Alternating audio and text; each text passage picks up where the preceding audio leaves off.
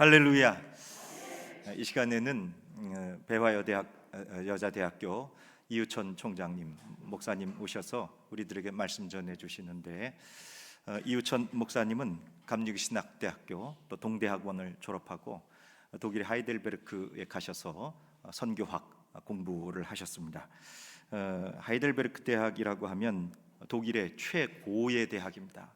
1386년인가 그쯤에, 그래서 600년이 넘은 대학교죠. 독일에서는 제일 오래된 대학 중에 하나고, 이전에 우리가 아는 헬부트 콜 총리라든지 또는 칼 야스퍼스라든지 또 에리 프롬이라든지 한나 아렌트라든지 이런 유명한 유수한 분들이 졸업을 한 아주 유럽의 명문 대학이죠. 이곳에서 선교학 하시고, 그리고 협성대학교 신학과 교수로 재직하시다가 그리고 감리교신학대학교 또 이사 또 재직하고, 그리고 이번에 배화여자대학교 우리 감리교 선교사가 그렇게 설립한 학교입니다. 선교회 학교죠. 그래서 한국 선교 140주년, 기독교 선교 140주년을 또 기억하고 감사하고 또 영광 돌리는 이런 절기입니다. 그래서 우리 목사님 모셔서 귀한 은혜의 말씀 듣게 되는데, 여러분 목사님 나오실 때 우리 오른손을 들고 할렐루야 환영하시면서 말씀의 은혜로 나아가도록 하겠습니다. 할렐루야. 예, 감사합니다. 저 자신보다도 저를 더 잘 아시고 소개해 주셔가지고 너무 감사합니다. 오늘 특별히 성가대, 제가 정동교에서 그 신학교 생활했는데 정동교회 성가대가 최고라고 생각하는데 오늘 중북교회 성가대 최고입니다. 특별히 지휘하시는데 그냥 힘차게 박력기 하시는데 제가 너무 감동을 많이 받았습니다. 감사드립니다. 세상의 중심, 또 대한민국의 중심, 이 대중북교회에 와서 이렇게 설교하게 됨에 대해서 하나님께 영광 먼저 올리고, 또 기도하실 때에 여러 그 기도 내용 중에 길이라고 하는 단어가 제 가슴에 확 꽂혔습니다. 우리 중북교회가 길이, 또 우리 담임 목사님께서 그 100년 기도 운동을 굉장히 앞장서서 또 인도하고 계십니다. 우리 감리교회 이름도 그렇잖아요. 큰 희망, 큰 대자에 바라이자 우리 중북교회에 귀한 목사님 모셨는데 여러분에게 축복이 되고 여러분의 믿음의 반석이 되는 귀한 가르침으로 인도하여 줄 줄로 믿습니다. 여러분, 우리가 살아가는 이 세상은 하나님께서 창조하시고 또 지금 이 순간에 또 여전히 돌보고 계시는 귀한 밭입니다. 근데 그 밭에는 이 좋은 씨앗만 자라는 것이 아니라 가라지도 함께 훨씬 더 잘 자라고 있습니다. 우리가 보기에는 참으로 안타깝고 답답한 현실입니다. 정치는 혼란스럽고 경제는 늘 어렵고 사회는 또 불의하며 도덕은 무너지고 신앙의 기초도 점점 흔들리고 있습니다. 이런 상황을 맞이할 때 우리는 자연스레 이런 질문을 던지게 됩니다. 하나님, 이거 그냥 두면 안 되는 거 아닙니까? 지금 당장 뽑아야 하는 것 아닙니까? 그런데 오늘 본문에서 예수님께서는 우리의 생각과는 전혀 다른 말씀을 하십니다. 가만두라. 이 말씀은 우리의 상식을 넘어서는 하나님의 깊고도 놀라운 뜻을 담고 있습니다. 그래서 오늘 이 시간 우리는 이 가만두라, 이 말씀 속에 담긴 하나님의 선교적인 의도를 함께 묵상해 보고자 합니다. 특별히 비밀이라고 하는 단어를 통해서 그 뜻을 조금 더 깊이 들여다보려고 합니다. 우리가 오늘 함께 읽은 이 본문에 바로 이 비밀이라는 단어가 등장합니다.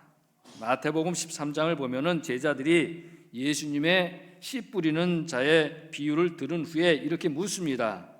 예수님, 왜 사람들에게 비유로 말씀하십니까? 이 질문에 대해서 예수님께서는 이렇게 대답하셨습니다. 천국의 비밀을 아는 것이 너희에게는 허락되었으나 그들에게는 허락되지 않았다. 여기서 비밀이란 헬라어는 미스테리온입니다. 이 단어 미스테리온은 본래 숨겨진 것 혹은 외부인에게 공개되지 않은 것을 말합니다. 그런데 신약에 들어오면 이 뜻은 정반대로 숨겨졌지만 밝혀진 하나님의 계획을 뜻합니다.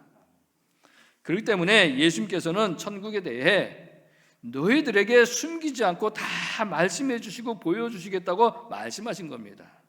그러면 여기서 너희는 누구입니까? 천국을 그저 지식으로만 아는 사람들이 아니라 제자들처럼 마음으로 깨닫고 믿음으로 받아들이는 사람입니다. 중부교회 여러분, 오늘 예수님의 너희가 되어 천국의 비밀이 깨달아지기를 소원합니다. 그러므로 여러분, 우리가 예수님의 너희가 되기 위해서는 오늘 본문에서 비밀스러운 장면 몇 군데를 살펴볼 필요가 있습니다. 먼저 우리가 흔히 본문을 가라지의 비유라 이렇게 부르는데요, 사실 이 명칭부터가 조금은 의아합니다. 13장을 자세히 보면 예수님께서 천국에 대해 비유로 말씀하실 때마다 천국은 무엇과 같다 이렇게 하시면서 비유를 이어가십니다. 예를 들면은 천국은 좋은 씨를 제 밭에 뿌린 사람과 같다. 천국은 겨자씨 한 알과 같다. 천국은 누룩과 같다. 천국은 밭에 감추인 보화와 같다. 천국은 좋은 진주를 구하는 상인과 같다. 천국은 그물과 같다. 이렇게 말씀을 하셨습니다. 그래서 우리는 각각 이것을 겨자씨 비유, 누룩의 비유, 보화의 비유 등 이렇게 말을 합니다. 만약에 예수님께서 천국은 여행과 같다라고 하셨다면 주일인 오늘 교회는 다들 여행 가느라고 텅텅 비었을 것입니다. 이처럼 오늘 본문도 일관성 있게 제목을 붙이자면 마땅히 좋은 씨를 제 밭에 뿌린 사람의 비유라고 이렇게 불러야 맞을 것입니다. 그런데 왜 유독 이것만 가라지의 비유라고 불리는 걸까요? 알고 보면 사실 그 이유는 단순합니다. 36절에 보면은 제자들이 예수님께 나와서 이렇게 요청을 합니다. 선생님, 밭의 가라지의 비유를 우리에게 설명해 주십시오.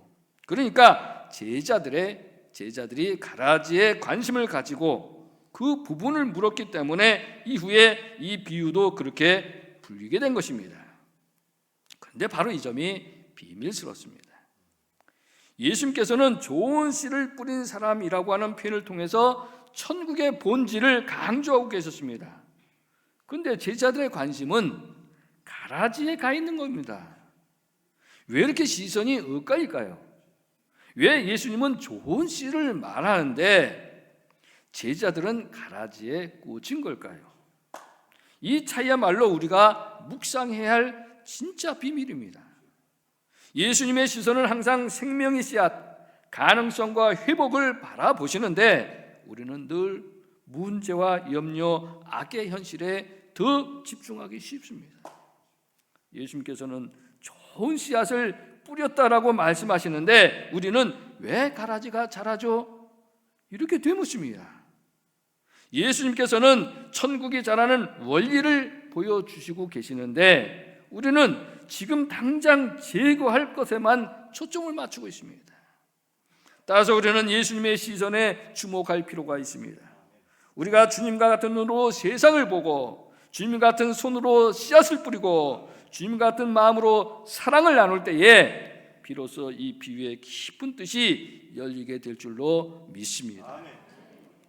오늘 본문에서 또 하나 비밀스러운 점은 바로 종들의 존재감입니다. 본문에 보면은 종들은 가라지가 자라고 있다는 사실을 주인에게 알리고 우리가 가서 뽑을까요? 이렇게 묻습니다. 하지만 주인은 거절합니다. 더 나아가 비유의 해석 부분을 보면 예수님께서 이 비유에 등장하는 주요 인물과 요소들을 하나하나 이렇게 해석해 주고 계십니다. 좋은 씨앗을 뿌리는 이는 인자요, 밭은 세상이며 좋은 씨는 천국의 자녀들, 가라지는 악한 자의 자녀들, 가라지를 뿌리는 원수는 마귀, 추수 때는 세상의 끝날, 추수꾼은 천사들이라고 이렇게 일일이 명확하게 설명해 주고 계십니다. 하지만 유독 종들이 누구인지에 대한 이 해석만큼은 빠져 있습니다. 그렇다면 정말로 종들은 아무 의미 없는 그런 존재인가 이런 생각을 갖지 않을 수 없습니다. 그런데 본문을 자세히 들여다보면 오히려 이 종들이 던지는 질문들이야말로 오늘날 우리가 살아가는 세상에서 꼭 필요한 신앙의 질문임을 알 수 있습니다. 그러면 우리가 가서 이것을 뽑기를 원하시나이까? 이 질문은 단순히 행위의 문제가 아닙니다. 세상에서 악을 마주하며 우리 믿는 자들이 반드시 던져야 할 질문인 겁니다. 우리 삶에도 이런 도전과 질문이 필요할 때가 많이 있습니다. 악한 일이 눈앞에 벌어질 때에, 부조리한 현실을 마주할 때에, 잘못된 정보가 유통이 될 때에 우리는 어떻게 해야 되겠습니까? 제가 배워야 될 총장에 취임한 지 얼마 안 됐습니다. 한 달 정도인가요? 총장실에서 이렇게 학교 운동장 쪽으로 주차하는 데를 이렇게 내려다 보면은 거기에 홍매화가 이렇게 나무가 피어 있습니다. 서울에서 참 보기 드문 이 나무죠. 제가 구례 화엄사에 일부러 홍매화가 유명하다고 해가지고 제 아내하고 함께 직접 가서 그 사진도 찍고 이렇게 봤습니다. 거기에 딱 있는 겁니다. 근데 하필이면 그 바로 옆에 그 교내에 한복판인데 거기 흡연실을 이렇게 설치를 해놨어요. 그래가지고 직원이고 예? 유학생들이 가서 이제 뭐 담배 피고 이제 뭐 한눈에 다 앉아다니고 제가 이제 보는 겁니다. 누가 왔다 갔다 하는지. 바로 옆에 있으니까 그 제가 직원들한테 그런 얘기를 했어요. 야, 아니 저 귀한 홍매화가 예? 저 담배 연기에 저기 오염이 되고 그 어떻게 하냐 저거 다. 그 직원들한테도 얘기하고 뭐 교수님들 올 때마다 이제 그런 얘기해서 이제 저거 저 흡연실로 옮겨야 되겠다 이런 얘기를 했습니다. 그래서 얼마 후에 지나다 보니까 이 제가 홍매라고 믿었던 홍매라고 생각했던 그 잎이 나는데 꽃이 피는데 말입니다. 처음에는 정말 붉어요. 똑같아요 홍매가. 근데 잎이 피는데 이게 핑크색으로 피는데 이상해요. 그래서 제가 야, 저 내가 본 홍매화의 그 잎이 아닌 꽃 색깔 아닌데 이상하다. 그랬더니 여태까지 가만히 있던 그 직원들이 제가 홍매화라고 막 선전하고 다니고 귀한 거라고 얘기하고 다니는데 가만히 있더니 총장님이 그거 저거 홍매화가 아니라 살구나무입니다 그런 겁니다. 제가 그래서 막 뭐라고 그랬어요. 아니 내가 왜 잘못을 했으면은 잘못 알고 있는 건 지적을 해서 바로 교정을 시켜줘야지. 예? 그러니까 또 어떤 직원은 그랬대요. 제가 그 얘기하니까 뒤에 가서 아니 우리가 지난해 따먹은 살구는 어디 갔나? 그냥 한순간에 바보 되는 겁니다. 예. 여러분 우리 사회 곳곳을 돌아보면은 선한 영향력보다 악한 세력이 더 크게 보이고 가짜 뉴스가 판을 치고 마치 가라지가 무성해지는 시대처럼 느낄 때가 많이 있습니다. 하지만 예수님께서는 그런 질문 앞에서 이렇게 말씀하십니다. 가만두라. 이 말씀이야말로 앞서 말씀드렸다시피 도무지 납득이 되지 않는 비밀입니다. 잡초는 원래 뽑아야 합니다. 농사에서 잡초를 뽑지 않으면 밭이 황폐해지고 열매 맺는 작물의 성장이 방해받게 됩니다. 마찬가지로 비유의 설명에서처럼 밭주인이 남의 밭도 아니고 자기 밭에 가라지 씨를 뿌린 원수가 마귀라는 사실을 알면서도 또 가라지가 마귀의 아들들이라고 하는 사실을 알면서도 제거하지 말아야 하겠습니까? 여러분 요즘 세상 돌아가는 거 보면은 선한 열매가 30배, 60배로 불어나는 것이 아니라 악한 열매들이 겨자씨처럼 또는 누룩처럼 몰래 더욱 거대해지는 것을 우리가 볼 수 있습니다. 이런 지경이니 우리가 거대해진 마귀의 유혹에 너무 쉽게 넘어가고 타락하는 겁니다. 선한 세력보다는 악한 세력이 더 판을 치는 세상이기 때문입니다. 이런 상황에서 여러분, 종들이 문제 앞에서 용기를 내어 이러한 잘못되고 근본적인 질문을 던진 것이야말로 종들의 존재감이라고 저는 생각합니다. 여러분, 그렇다고 해서 절대로 담임 목사님만큼은 도전하고 들이받지 말기를 바랍니다. 아무튼 본문에 보면은 뜻밖에도 주인이 가만두라라고 말씀하십니다. 참 이상합니다. 도대체 왜 가만두라는 건지. 지금이 말세라 자고 나면 사건 사고에 백성들이 힘들고 세상이 타락을 해서 주님의 개입이 그 어느 때보다도 더 절실한 때입니다. 어느 가장은 무거운 삶의 무게를 견디다 못해서 어린 자녀들과 함께 목숨을 끊는 끔찍한 세상입니다. 그래서 제가 혹시나 번역상 오류가 없는지 헬라어 성경을 살펴보았습니다.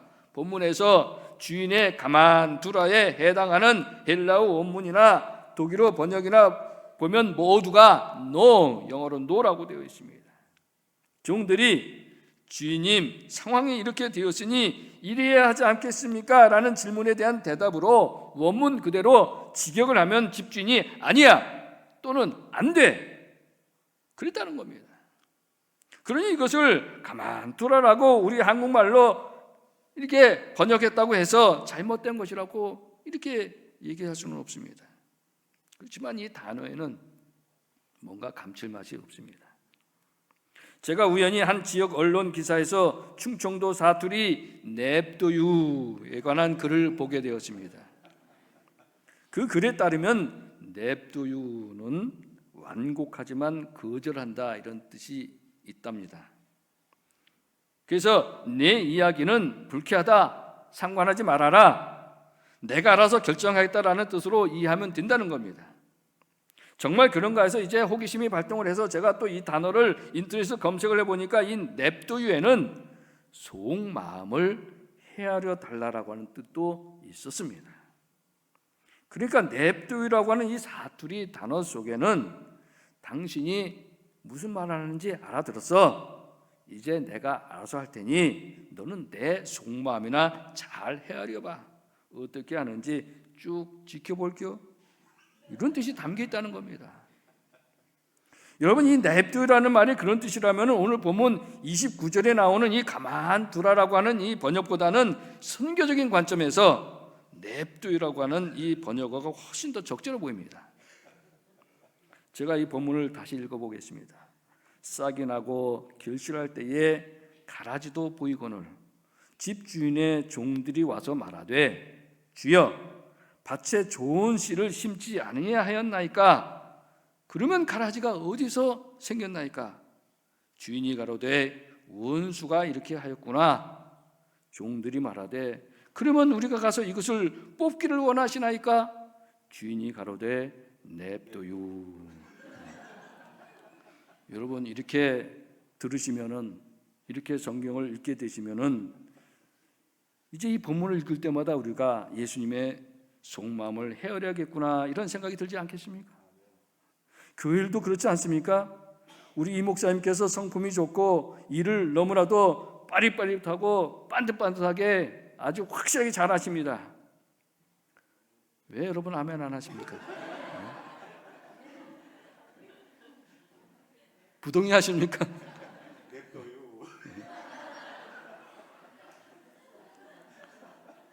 그래서 교회 일과 관련해서 담임 목사님이 냅두이라고 말했다고 해서 정말로 장로님, 권사님, 집사님, 임원들이 빈둥빈둥 가만히 있으면 교회가 잘 돌아가겠습니까? 알아서 잘 하라는 거 아니겠습니까? 그래야 교회가 은혜에 충만하게 돌아가는 거 아닙니까? 가정에서도 그렇습니다. 남편이 바깥에서 기분 좋은 일이 생겼습니다. 그래서 집에 돌아와서 정말 생전 처음으로 아내 설거지를 돕다고 하면서 여보 오늘 내가 설거지 해줄까 했더니 아내가 참 별일이네 냅둬요 라고 말했다고 해서 남편이 그래? 오늘 이래저래 신나는구만 이러고 아무것도 안 하고 처신한다고 하면은 이런 남편 보고 속으로 뭐라고 말하는 게 좋겠습니까? 또 저희 학교 얘기가 있습니다. 제가 이제 총장이 돼가지고 저희 그 총장실의 구조도 제가 몰랐어요. 근데 총실 안에 화장실이 있다는 사실을 한 일주 정도 후에 알았습니다. 근데 알려줘서 비서님께서 저에게 그게 있다는 걸 알려줘서 이제 화장실을 이렇게 볼일을 보는데 수건이 없어요. 그래서 제가 우리 비서님께 여쭤봤어요. 비서님, 수건이 없는데 수건 어떻게 될까요? 제가 이렇게 여쭤봤어요. 그 저희 비서님이 하시는 말씀이 총장님이 그거 집에서 가져와야 합니다. 저거 그러더라고요. 그래서 제가 우리 총무처장님께 아유, 제가 저보고 이거 수건 우리 비서님께서 여쭤봤더니 가져오는데 이거 어떻게 됩니까? 그러니까 저희 총무처장님이 에? 놀라시면서 잠깐만 기다리시라고 학교 이름이 적힌 이 수건을 한 10대께를 확 갖고 오더라고요. 세상은 이렇게 알아서 해야 돌아가는 거 아닌가 싶습니다. 오늘 본문에서 종들이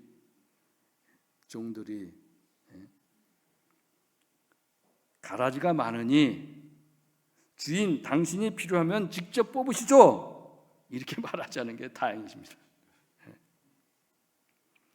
그러므로 사랑하는 여러분, 이 가만두라는 말씀을 우리가 냅두라고 풀을 읽게 되면은 그 안에 생략된 주님의 속마음을 우리가 헤아릴 수 있게 된다는 겁니다. 주님께서는 지금 이 순간에도 우리를 바라보시면서 이렇게 말씀하십니다. 앞으로 너희가 어떻게 하는지 지켜보겠다. 바로 이것이 오늘 본문의 핵심 가만두라의 비밀이라는 겁니다. 주님은 오늘도 우리에게 냅두이라고 말씀하시면서 동시에 은근한 기대를 걸고 계십니다. 나는 너희를 믿는다. 그러니 내 뜻을 헤아려라. 내가 기뻐할 일을 하여라. 숨겨진 이 말씀이 드러나야 하는 겁니다. 우리는 지금 그야말로 할 일 많은 말세를 살아가고 있습니다. 가만히 있어도 다툼이 일어나고 조용히 살아가고 싶어도 누군가 상처를 주고 받는 세상입니다. 부모 간에도, 부부 간에도, 또 부모와 자식 간에도 대화는 단절되고 마음은 멀어지고 있습니다.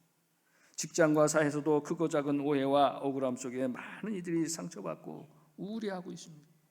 이런 세상이기에 우리는 더욱 하나님의 임재를 갈망하게 됩니다.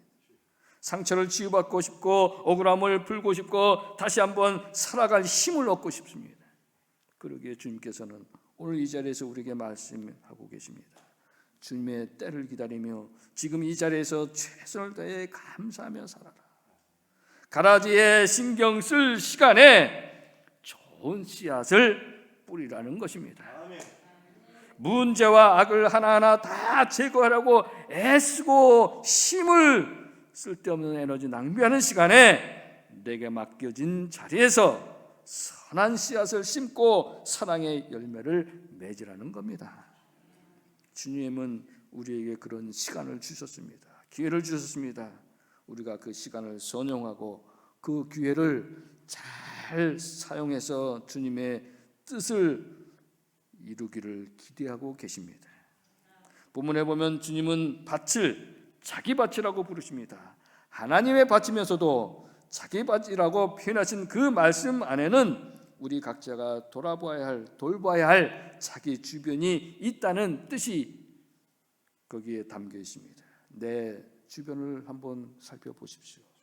내 가정, 내 일터, 내 교회, 내 이웃 가운데 도움이 필요한 곳이 있다고 하면은 때를 가리지 말고 주저없이 나서야 합니다.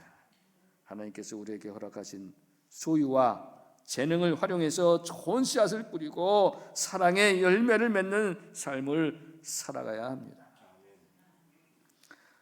2년 전에 3월 달인데 3월 10일입니다.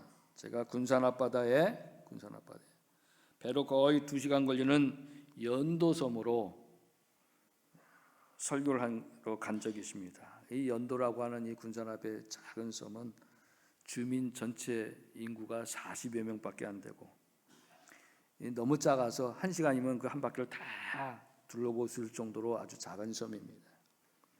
그 섬에 대해서 알려주신 분이 이 전 호남연의 김시수 감독이라고 하는 분입니다. 이 김 감독님이 연예인의 이 섬들을 신방을 하시다가 이 교인이 겨우 2-3명인 이 연도에 우리 감리교회가 있는데 거기에 들어가게 됐다는 겁니다. 그 섬에 연도 감리교회가 있는데 담임자로 지원하는 이가 없어서 8개월이나 이 공석이었다가 이 홍은기 목사님이라고 하는 분이 그 당시 5개월 전에 부임했다는 겁니다.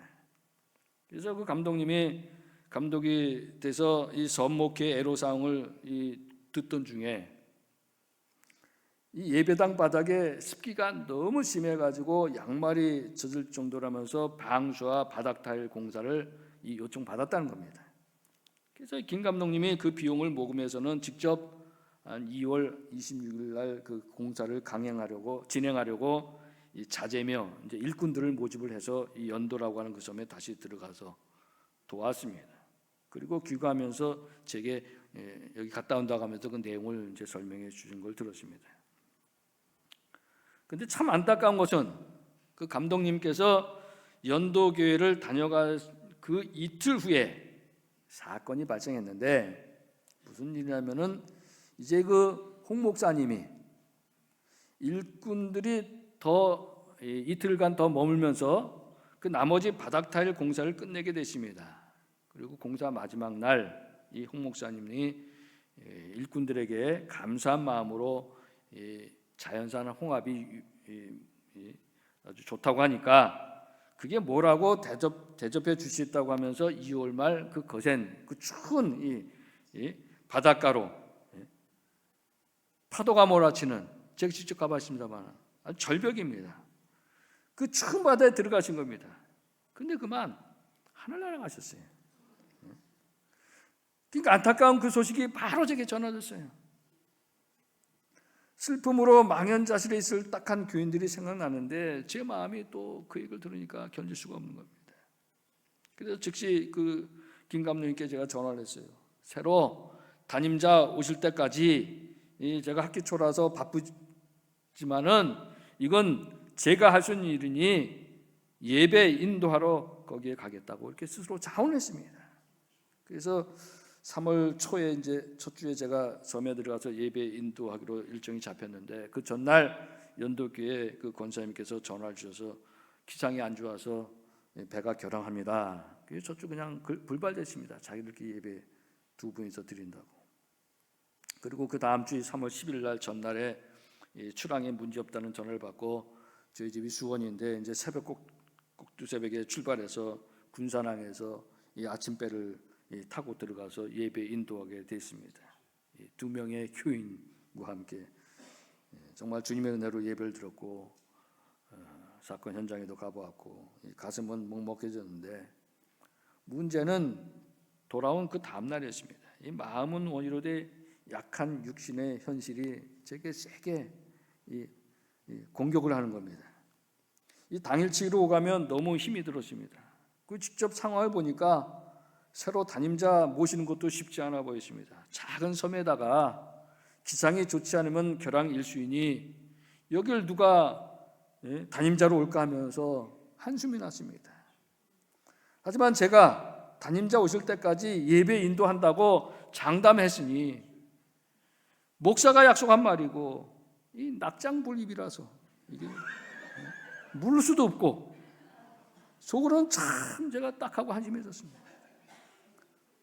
여러분 그렇게 후회가 밀려오고 육신이 피곤할 때는 성령님께 간구해서 힘과 능력을 받아야 하는 게 아니겠습니까? 그래서 육신에 힘을 부어달라고 성령님의 도우심을 강력히 기도하는데 정말 기적이 일어났습니다. 사흘 정도 돼서 전화가 제게 왔습니다. 연덕교회 지원자가 담임 목사로 지원자가 나타났다는 겁니다. 저는 후임자 이 손님이 정말 오래 갈 줄 알았는데 주님께서 저를 얼마나 불쌍히 보셨는지 이건 며칠 만에 해결해 주신 겁니다. 그래서 그 지원자가 바로 주일부터 예배 인도하게 됐고 담임이 됐습니다. 저는 기도와 달리 한 주만 하게 돼서 한편으로는 너무 감사하고 다행스럽고 한편으로는 몇 개월 내가 더 가려고 했는데 아쉬워하면서 좌우지간 그렇게 됐습니다. 그리고 그거 얼마 안 돼서 제가 이 이야기를 우리 이대희 목사님도 잘 아는 이 베다니 교회 이 곽주한 목사에게 말해줬습니다. 이런 일이 있었다. 그러니까 또 곽 목사님이 감동을 받았는지 그해 10월 달에 교인들을 잔뜩 데리고 그 연도섬을 방문해가지고 1박으로 이를 부응하고 전체 주민 잔치 열어주면서 위로의 시간을 가졌습니다. 여러분, 저는 시키지 않아도 이렇게 알아서 하는 게 천국의 비밀을 푸는 냅도 위의 행렬이라고 저는 봅니다. 돌아가신 홍 목사님께서 단 한 명이라도 예배를 갈망하는 섬에 영혼 구원의 씨앗을 뿌렸습니다. 김 감독님이 측은한 마음으로 호남연의 섬 목회의 기도와 봉사의 씨앗을 뿌렸습니다. 저는 또 연도에 예배 땜빵에 씨앗을 뿌렸고 우리 곽 목사님은 또 위로의 씨앗을 뿌렸습니다. 여러분, 어떤 분은 눈에 띄지도 않는 이 아주 작고 보잘것없어 보이는 곳에 그렇게까지 할 일이냐며 그게 무슨 효율적이냐고 이렇게 비판할 수도 있습니다. 그러나 여러분, 요한복음 12장에 보면은 먼지로 더럽혀졌을 예수님의 발을 그 비싼 향유로, 그것도 한 여인의 머릿결로 닦는 것을 누구도 탓하는 사람이 없는 겁니다. 오히려 예수님께서는 7절에 보면은 그 여인이 하는 것을 냅두라고 하십니다. 저는 이런 것들이 예수님께서 우리 시대에 가만 두라 하시면서도 은근히 기대했던 인간 구원을 향한 의리의 속마음이 아닐까 생각해 봅니다. 돌아가신 홍 목사님께서도 하늘에서 흐뭇하게 지켜보실 것이고 우리 주님도 기뻐 받으실 일이라고 생각합니다. 여러분, 이처럼 우리 주변을 살펴보면은 우리 교회가 그리고 나만이 할 수 있는 일들을 발견할 수가 있습니다. 그때에 주님께 감사한 마음으로 자신의 처지를 생각 말고 치근한 마음을 가지고 달겨들기 바랍니다. 그래서 가만두라 해도 가만히 있지 않고 자기 밭에 좋은 씨앗을 뿌리는 이 비밀의 행렬에 참여하길 기대합니다. 그러다 설사 힘들고 부족한 것이 있을지라도 우리 주님께서 주님의 방식으로 채워주실 줄로 믿습니다. 여러분, 선교 140년 말합니다. 선교라는 것이 뭐 거창하게 해외에 나가고 하는 것만이 선교가 아닙니다. 바로 이렇게 가까운 주변의 소소한 것들 자기 현장에서 돌보는 것도 바로 이 시대 위대한 선교줄로 믿으시면 아멘 하시기 바랍니다. 그러므로 우리는 천국은 좋은 씨를 뿌리는 것과 같다 했으니 그저 우리 식구부터 시작해서 주변에 좋은 씨앗 뿌릴 궁리만 해야 하는 것입니다. 마치겠습니다. 우리 모두가 길이요 진리요 생명이신 오직 주님만, 그분의 십자가 힘과 성령님의 능력에 의지하며 주변에 말씀의 씨앗, 기도의 씨앗, 선행의 씨앗을 뿌리는 은혜를 받아야 하겠습니다. 그리고 여러분, 우리 모두가 천국의 비밀을 깨우쳐서 지금 여기서도 평안한 천국의 삶을 누리시기를 주의 이름으로 축원드립니다. 기도하시겠습니다. 걸어가시고 잡으려오시는 하나님 아버지, 우리에게 선교적인 삶을 맡겨주심을 감사드립니다. 불의한 세상 속에서도 주님의 뜻을 신뢰하며 살아가게 하시고 우리에게 맡겨진 자리에서 주변에 기도의 씨, 복음의 씨, 사랑의 씨앗을 뿌리는 신실한 제자 되게 하여 주시옵소서. 좋은 복음의 씨앗을 뿌려 천국문 비밀을 열게 하여 주시옵소서. 우리 주 예수 그리스도의 이름으로 기도드렸사옵나이다. 아멘.